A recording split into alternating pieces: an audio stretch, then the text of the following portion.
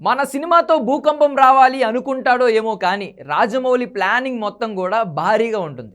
Indian సినిమాలో top డైరెక్టర్గా జక్కన్న దుమ్ము రేపుతున్నాడు.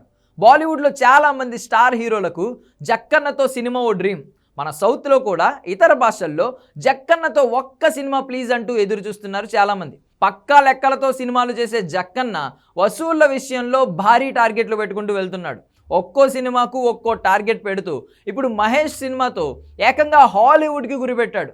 మహేష్ బాబు సినిమాను 2 ఏళ్లలో ప్రేక్షకుల ముందుకు తీసుకొస్తా అని చెప్తున్న జక్కన్న ఆ సినిమా షూటింగ్ మొత్తం ఇప్పుడు విదేశాల్లో ప్లాన్ చేయడం మొదలుపెట్టాడు. ఇందుకోసం మహేష్ బాబును కాస్త భిన్నంగా చూపించే ప్రయత్నం చేస్తున్నాడు. ఇప్పటికే మహేష్ బాబు జుట్టు పెంచి కొత్తగా కనిపిస్తున్నాడు.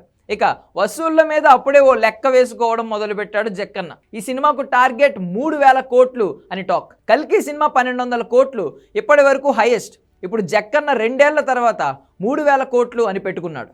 ఈలోపు ప్రభాస్ 2,000 కోట్లు దాటినా ఆశ్చర్యం లేదు. అందుకే నా టార్గెట్ 2 కాదు 3 అని పెట్టుకున్నాడు.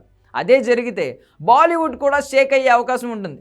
అన్ని భాషల్లో మహేష్తోనే డబ్బింగ్ చెప్పించడంతో పాటుగా ఏకంగా 4 మ్యూజిక్ డైరెక్టర్లను ఈ సినిమాకు వాడుతున్నాడు.